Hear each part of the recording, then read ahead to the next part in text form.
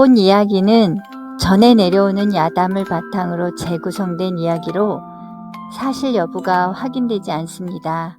잔치상이 차려지던 그날 밤, 마을 사람들은 알고 있었습니다. 저 집 안주인이 어디 있는지를. 그런데도 아무도 입을 열지 않았습니다. 자, 드십시오. 오늘은 마음껏 드시고 마십시다. 최 주사가 직접 술잔을 들어 올렸습니다. 상 위에는 돼지고기, 전, 식혜까지. 열흘 전에 사들인 닭도 3마리나 잡혔다 했지요. 마을 사람들은 젓가락을 들었습니다. 눈을 마주치지 않으면서 술을 마셨습니다. 웃기도 했습니다. 그런데 이상했습니다. 웃음소리가 담장 밖으로 넘어갈수록 마을 뒷산 쪽에서는 아무 소리도 들려오지 않았거든요. 아무 소리도. 이 이야기를 처음 들었을 때 저는 잔치 소리가 아니라 그 침묵이 더 무섭더군요. 최 주사의 어머니 박씨 노인은 그에 들어 부쩍 몸이 나빠졌습니다. 눕기 시작한 게 봄이었고 일어나지 못하게 된 건 여름 중순이었습니다. 가을이 되자 냄새가 났다고 합니다. 방에서 나는 냄새가 고름인지 뭔지 모르겠는데 어머니 다리에서 나는 것 같더라. 당시 그 집 며느리가 나중에 증언했던 말입니다. 그 며느리도 그날 잔치상 앞에 앉아 있었습니다. 아무 말도 하지 않고. 최 주사는 마을에서 그나마 돈푼 있는 사람이었습니다. 50마지기 노는 남의 것이었지만 서울로 가는 물길 옆에 주막 하나 끼고 있었고 그걸로 한 해 살이는 됐습니다. 그런데 그 주막에 돈 좀 드리려 했더니 어머니 약값이 걸렸습니다. 침 맞고 뜸 뜨고 약재 사고 한 달에 쌀 한 가마씩 나간다고 했습니다. 어느 날 저녁 최 주사는 사랑채에서 혼자 술을 마셨습니다. 그러고는 이튿날 아침 동생을 불렀습니다. 형수가 힘들어한다. 어머니를 산에 모시자. 동생은 아무 말도 못했다 합니다. 형이 한 말이 무슨 뜻인지 모르지 않았으니까요. 산에 모신다는 말이 진짜 모신다는 뜻이 아니라는 걸. 그 시절에도 그런 일이 없지는 않았습니다. 다들 쉬쉬했지만 먹을 것도 없고 약도 없고 살아날 가망도 없다 싶으면 그냥 산에 두고 오는 일이. 다만 최 주사 집은 달랐습니다. 먹을 것이 있었거든요. 약을 살 돈도 있었습니다. 그걸 마을 사람들도 알았고 최 주사도 알았습니다. 그러고도 그는 어머니를 산에 버렸습니다. 봄비가 오기 시작하던 밤, 지게에 들쳐 업고 올라갔다가 혼자 내려왔습니다. 그리고 사흘 뒤 잔치상을 차렸습니다. 주막 개업 기념이라 했습니다. 사람들은 먹었습니다. 마셨습니다. 그리고 다음날 아침 최 주사의 집 마당에서 무언가가 발견됩니다. 그걸 처음 본 사람은 며느리였고 소리를 지르지 못했다고 합니다. 너무 놀라서가 아니라 너무 무서워서. 새벽 오경이 막 지났을 무렵이었습니다. 며느리가 먼저 일어났습니다. 아궁이에 불을 지펴야 했으니까요. 마당으로 나서는데 발이 멈췄습니다. 마당 한가운데 지게가 놓여 있었습니다. 어젯밤 잔치가 끝나고 일꾼들이 치워뒀던 그 지게가 다시 마당 한가운데 세워져 있었습니다. 그것뿐이 아니었습니다. 지게 등판에 무언가가 묶여 있었습니다. 며느리는 한 발짝 다가갔습니다. 그리고 멈췄습니다. 집신 한 켤레였습니다. 낡은 집신. 발꿈치 쪽이 다 닳아 없어진, 한 짝은 끈이 끊어진 시어머니 신발이었습니다. 집신 한 켤레가 뭐가 그리 대수냐 싶으시겠지요. 그런데 말입니다. 그 집신이 어디 있어야 했는지를 생각해 보면 이게 보통 일이 아니거든요. 박씨 노인이 산에 오를 때 집신을 신고 갔습니다. 최 주사가 지게에 업어 올라갈 때 노인의 발에는 그 집신이 신겨져 있었습니다. 그런데 그 집신이 마당에 있었습니다. 지게에 묶인 채 며느리는 소리를 지르지 않았습니다. 안채로 뛰어들어가서 이불을 뒤집어 쓰고 그냥 떨었다고 합니다. 한참을 아침이 되어서야 최 주사가 나왔습니다. 마당을 봤습니다. 한동안 서 있었다고 합니다. 움직이지 않고 그러더니 지게를 들어서 헛간 구석에 처박아 넣었습니다. 집신째로 아무 말도 없이 그날 하루 최 주사는 밥을 먹지 않았습니다. 술도 마시지 않았습니다. 그냥 사랑채에 앉아서 마당만 내다봤습니다.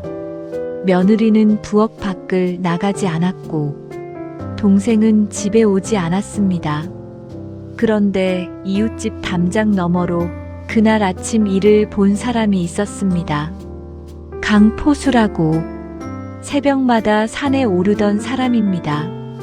그가 나중에 증언한 바에 따르면 최 주사는 지게를 헛간에 처박고 나서도 한참을 그 자리에 서 있었다 했습니다. 그러다가 뒷산 쪽을 한번 올려다봤다고 했습니다. 딱 한 번. 그 눈빛이 어땠느냐고 물었더니 강포수는 말을 잇지 못했다 합니다. 무섭다거나 슬프다거나 그런 말로는 설명이 안 된다고, 그냥 알고 있는 눈빛이었다고, 자기가 뭘 했는지. 이게 정말 사람이 할 짓인가 싶더군요. 그것도 손수 낳아 키운 어미를 두고. 그런데 일은 거기서 끝나지 않았습니다. 이틀 뒤 아침, 지게가 또 나와 있었습니다. 헛간에서 꺼내진 채 마당 한가운데 집신은 없었습니다. 대신 지게 위에 솔가지 한 묶음이 얹혀 있었습니다. 아직 물기가 마르지 않은 산에서 꺾어온 것이 분명했습니다. 솔가지는 살아있는 나무에서 꺾어야 절이 물기가 돌지요. 누가 꺾었느냐가 문제가 아니었습니다. 누가 가져왔느냐가 문제였습니다. 최 주사는 그날 밤 밖에 나간 적이 없었습니다. 며느리도 동생도 아무도 나간 사람이 없었습니다. 마을에서 소문이 퍼지는 건 순식간입니다. 담장 너머 귀가 있고 우물가 입이 있으니까요. 강포수가 본 것을 말하지 않았는데도 사람들은 이미 알고 있었습니다.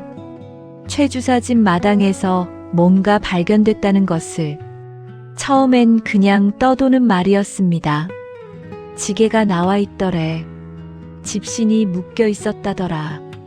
그러다 솔가지 얘기가 나오자 분위기가 달라졌습니다. 우물가에 모인 안악들이 목소리를 낮췄습니다. 산에서 온 거 아니겠어? 사람이 가져온 거겠지, 설마.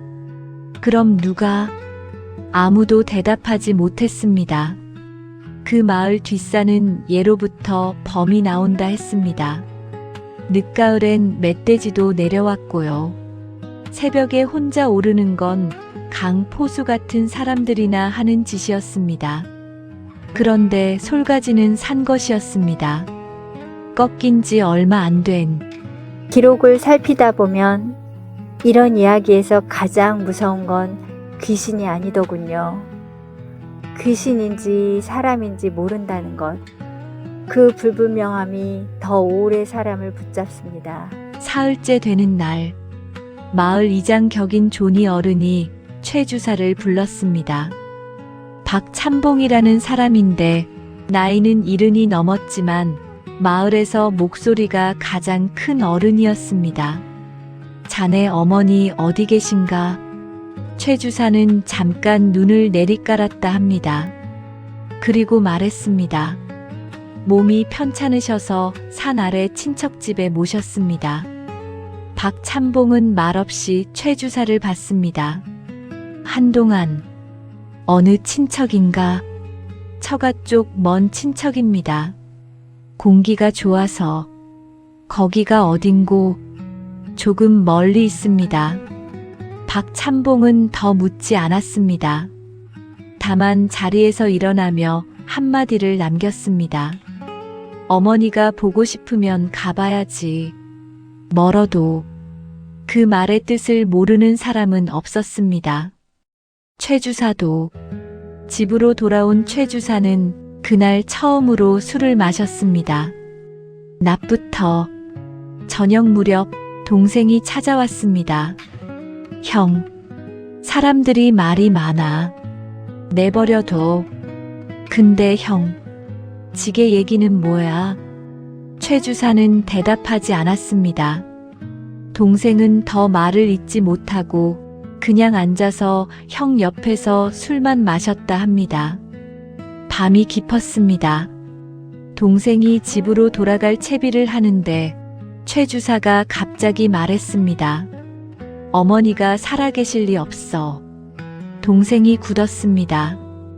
그 산에서 그 날씨에 몸도 못 가누셨는데 말끝이 흘렀습니다. 최 주사 목소리가. 동생은 아무 말도 못했습니다. 그냥 나왔습니다. 담장 밖으로 나와서 한참을 그 자리에 서 있었다 했습니다.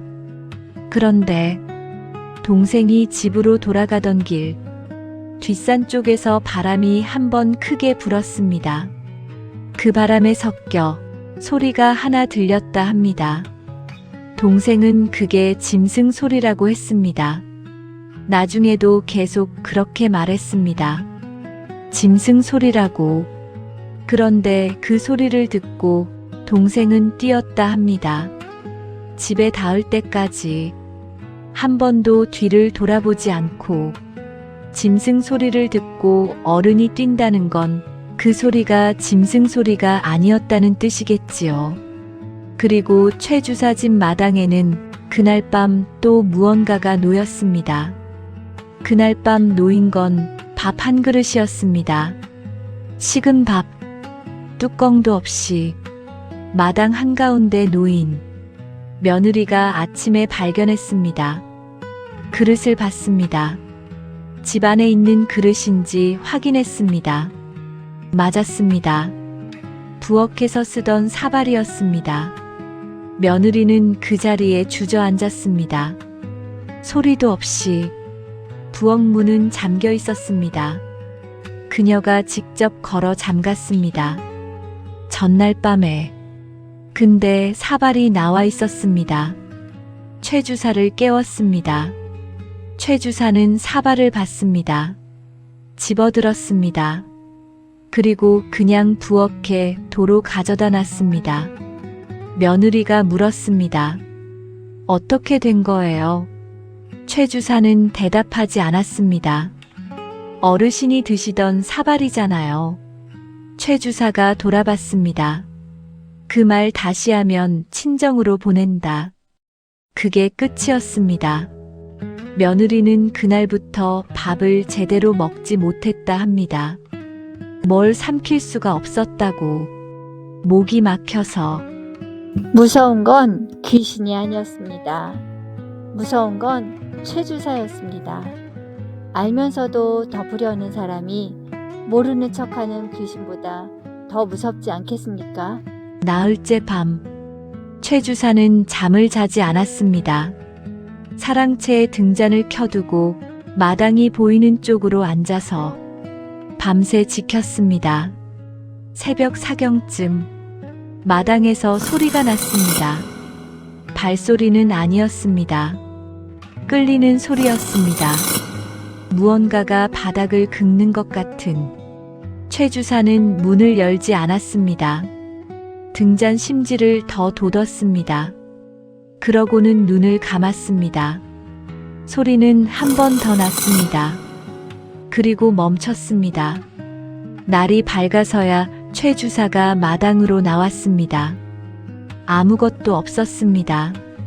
그런데 마당 흙바닥에 줄 하나가 그어져 있었습니다.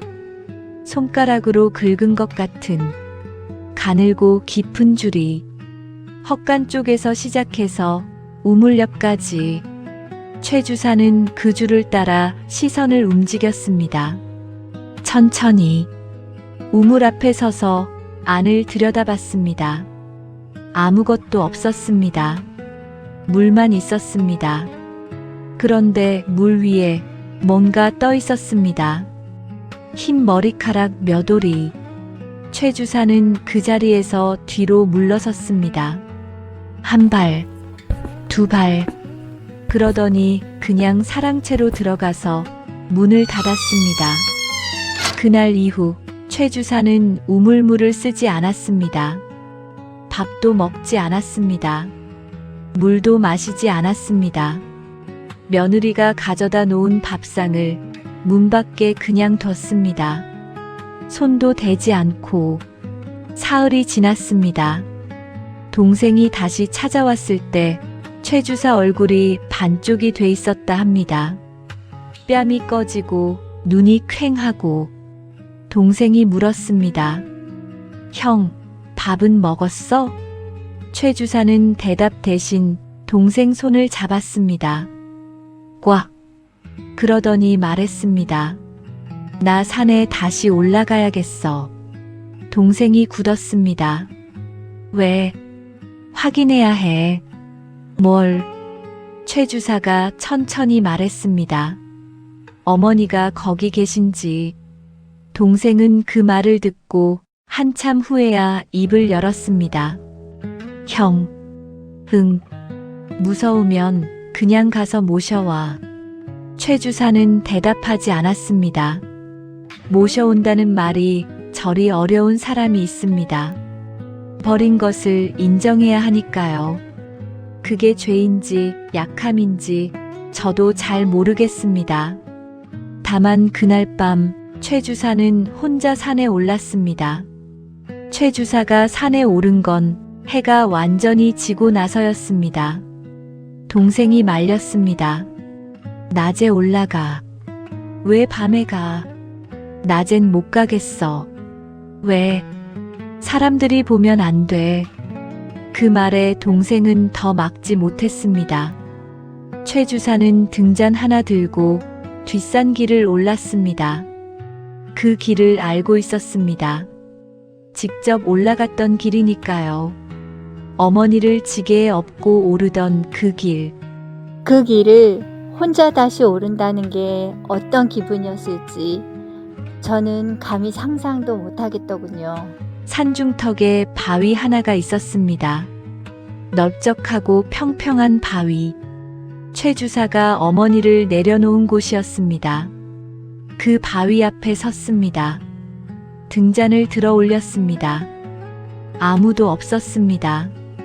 어머니가 없었습니다. 바위 위에 아무것도 없었습니다. 집신도 없었습니다. 이불도 없었습니다. 최 주사가 두고 간 물 한 사발도 없었습니다. 흔적이 없었습니다. 최 주사는 그 자리에서 한동안 서 있었습니다. 등잔을 내리지도 못하고 그러다 바위 주변을 살폈습니다. 아래쪽 비탈, 숲풀 사이 없었습니다. 짐승이 물어간 것인지 스스로 내려간 것인지 알 수가 없었습니다. 최 주사는 그 자리에 주저앉았습니다. 바위 옆 흙바닥에 얼마나 앉아 있었는지 모릅니다. 등잔 기름이 다 닳아서 불이 꺼졌을 때에야 일어났다 합니다. 캄캄한 산중에서 혼자 내려오는 길에 최 주사는 한 번 넘어졌다 합니다. 발이 뿌리에 걸려서 손을 짚었는데 손 밑에 뭔가 닿았습니다. 천조각이었습니다. 집어들었습니다. 어둠 속에서도 알 수 있었습니다. 색이 바랜 무명천. 어머니 치마 끝자락이었습니다. 최 주사는 그 1,000조각을 쥔 채로 산을 내려왔습니다. 마을 어귀에 닿았을 때 동생이 기다리고 있었습니다. 최 주사 얼굴을 보더니 동생이 물었습니다. 계셨어? 최 주사는 고개를 저었습니다. 없어. 동생이 한숨을 쉬었습니다. 그 한숨이 안도인지 두려움인지 구분이 안 됐다 합니다. 두 형제는 나란히 걸었습니다. 아무 말도 없이. 최 주사 집 앞에 다다랐을 때 동생이 멈췄습니다. 형. 최 주사도 멈췄습니다. 동생이 집 쪽을 보고 있었습니다. 안채에 불이 켜져 있었습니다. 며느리가 불을 켰나 했습니다. 그런데 이상했습니다. 며느리는 해가 지면 일찍 잠자리에 들었습니다. 겁이 많아서. 더군다나 요 며칠은 날이 어두워지기 무섭게 문을 걸어 잠갔습니다. 그런데 안채에 불이 켜져 있었습니다. 최 주사가 천천히 걸었습니다. 대문을 열었습니다. 마당에 들어섰습니다. 안채 문 앞에 뭔가 놓여 있었습니다. 최 주사가 다가갔습니다. 무명 보자기 하나였습니다. 곱게 접혀서 풀었습니다. 안에 있는 걸 보는 순간 최 주사가 소리를 질렀습니다. 생전 처음 지르는 소리였다 합니다. 동생이 나중에 그렇게 말했습니다. 보자기 안에 들어있던 건 손톱이었습니다. 깎인 손톱 몇 개. 최 주사 어머니가 살아계실 때 늘 직접 깎아드리던 아들이 직접 그 손톱이었습니다. 동생도 알아봤습니다. 누런빛이 도는 두꺼운 노인의 손톱. 두 형제는 그 자리에 서서 아무 말도 하지 못했습니다. 한참 후 동생이 먼저 앉았습니다.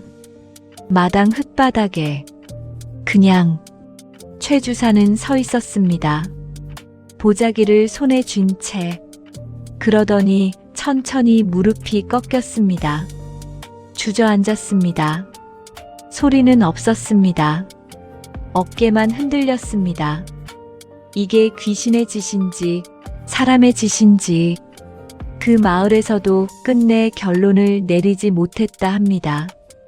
다만 한 가지는 분명했습니다. 최 주사가 그날 밤 이후로 완전히 달라졌다는 것. 그리고 그 달라짐이 마을 사람들 눈에는 너무 늦어 보였다는 것. 박참봉이 최 주사를 다시 부른 건 보자기 사건이 있고 나서 닷새 뒤였습니다. 이번엔 분위기가 달랐습니다. 사랑채에 마을 어른 셋이 앉아 있었습니다. 박참봉 옆으로 훈장 출신 최노인, 그리고 이웃 마을에서 온 김별감. 최 주사는 들어서는 순간 이게 단순한 자리가 아님을 알았습니다. 앉게. 최 주사가 앉았습니다. 박참봉이 천천히 입을 열었습니다. 자네 어머니 말이야. 최 주사가 눈을 내리깔았습니다. 사흘 전에 발견됐어. 최 주사가 고개를 들었습니다. 살아계셔. 방 안이 조용했습니다. 최 주사는 말을 잇지 못했습니다. 입이 열리지 않았습니다. 박참봉이 계속했습니다. 강포수가 산에서 찾아냈어. 바위 아래 비탈 수풀 속에 계셨는데 몸은 많이 상하셨지만 숨은 붙어 계셨어. 강포수였습니다. 매일 새벽 산을 오르던 그 사람. 최 주사 어머니가 산에 버려진 그날부터 강포수는 매일 아침 그 바위 근처를 살폈다 했습니다. 말없이 혼자. 강포수가 왜 그랬는지 아무도 묻지 않았다 합니다. 물을 필요도 없었던 거겠지요. 사람이 할 수 있는 일을 그냥 한 것뿐이니까. 그러나 박참봉의 이야기는 거기서 끝이 아니었습니다. 마당에 놓인 것들. 최 주사가 숨을 멈췄습니다. 집신도 솔가지도 밥 사발도. 박참봉이 잠깐 멈췄다가 말을 이었습니다. 강포수 딸내미가 한 짓이야. 12살짜리 아이였습니다. 강포수 막내딸. 어머니가 일찍 죽어서 아버지 손에 혼자 자란 아이. 그 아이가 매일 밤 최 주사 집 마당에 들어갔습니다. 낮에 아버지가 산에서 무엇을 찾는지 알고 있었고 그 집 마당에 무언가를 놓으면 최 주사가 겁을 먹는다는 것도 알았습니다. 집신은 산에서 흘러내려온 걸 주운 것이었고 솔가지는 제 손으로 꺾어온 것이었고 밥사발은 담장 틈으로 손을 넣어 꺼낸 것이었습니다. 손톱은 강포수가 노인 곁을 지키며 깎아들인 것을 딸이 모아뒀다가 보자기에 싼 것이었습니다.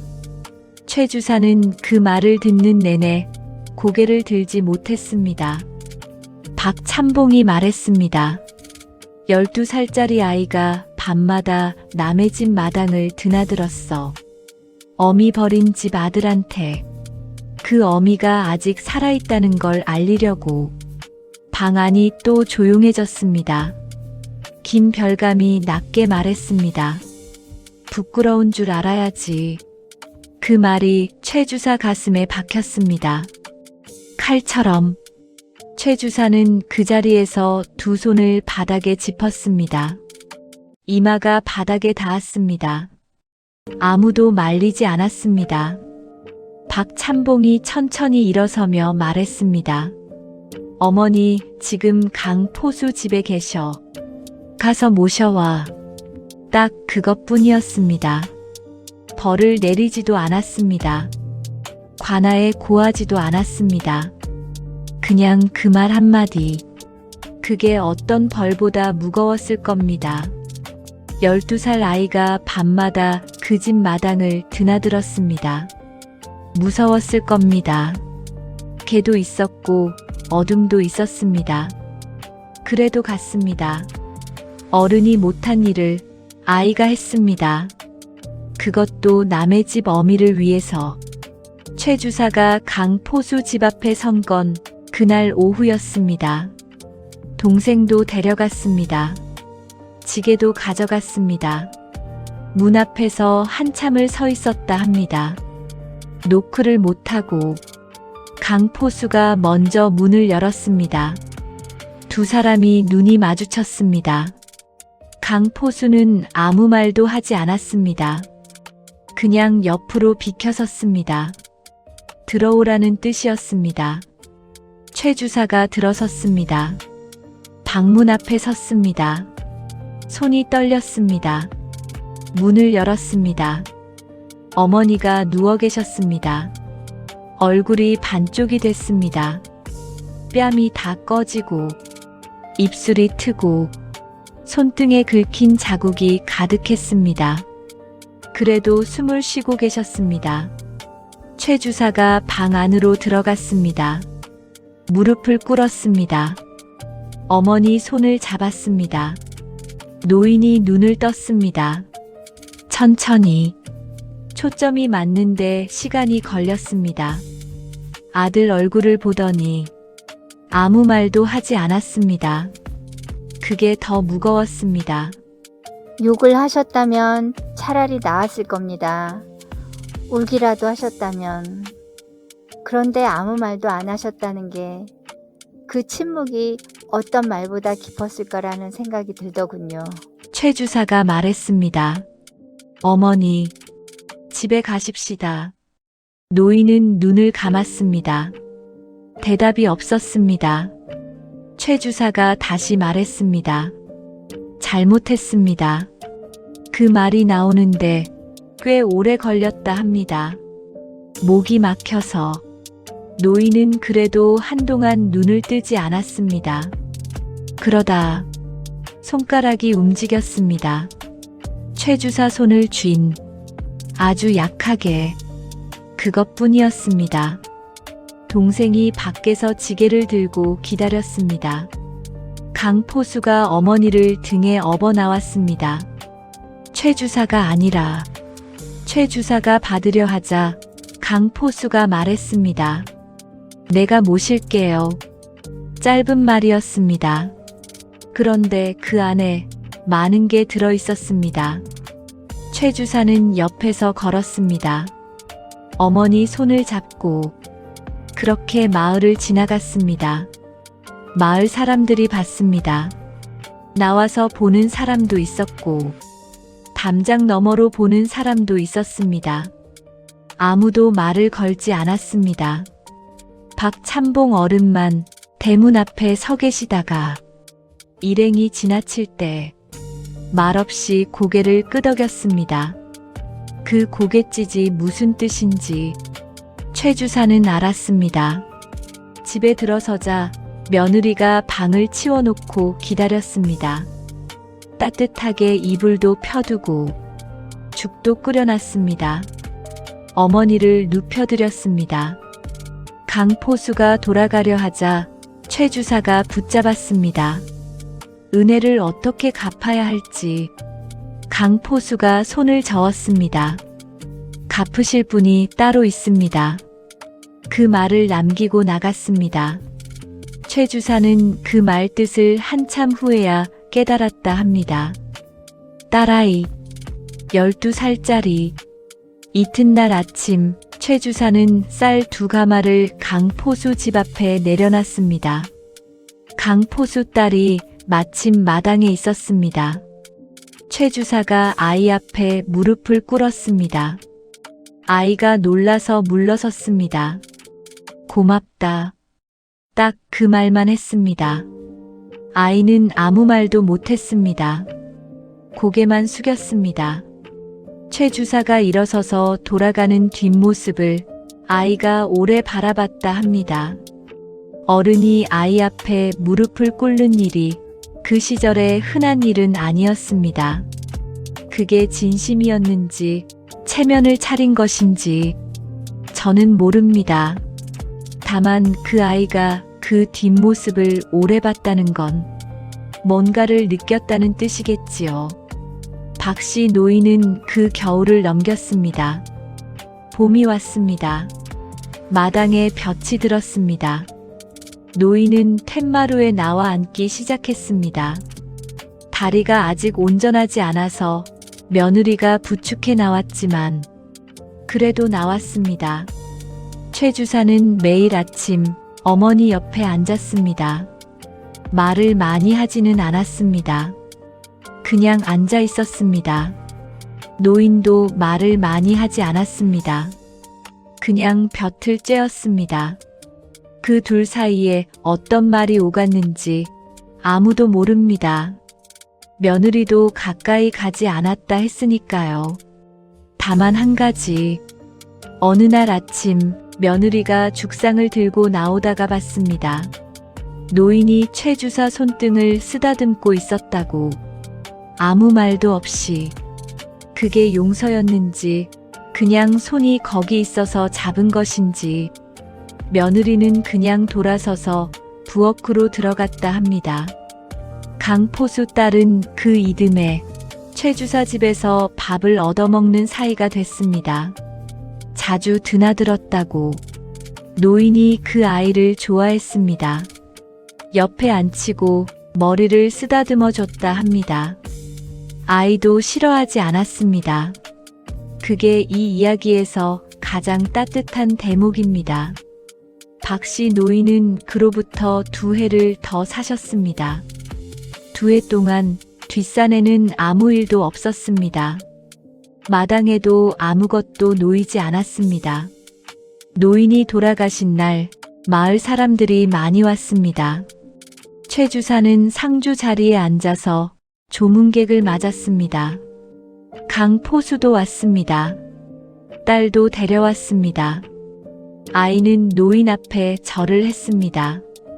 최 주사가 그 모습을 보고 고개를 돌렸습니다. 눈물을 보이지 않으려고. 마을 사람들은 그 이후로도 오래 이 이야기를 전했습니다. 귀신 이야기로 전하는 사람도 있었고, 효도 이야기로 전하는 사람도 있었습니다. 어느 쪽이 맞는지는 모르겠습니다. 다만 전 이렇게 생각합니다. 귀신이 한 일이 아니었습니다. 12살 아이가 한 일이었습니다. 그 아이가 무서운 밤을 혼자 뚫고 남의 집 마당을 드나들었습니다. 어른들이 눈을 감은 자리에서 저는 이 이야기에서 오래 머문 곳이 있습니다. 12살 아이가 밤마다 그 마당을 드나들던 장면입니다. 무서웠을 겁니다. 개가 짖었을 수도 있고 발이 걸렸을 수도 있습니다. 그래도 갔습니다. 어른들이 못 본 척한 것을 아이는 그냥 지나치지 못했던 겁니다. 그 시절을 살아간 이름 없는 사람들 중에 그런 사람이 또 있었을 겁니다. 기록도 없이 이름도 없이 그냥 해야 할 일을 한 사람들이, 저는 그런 사람들 생각이 오래 남더군요.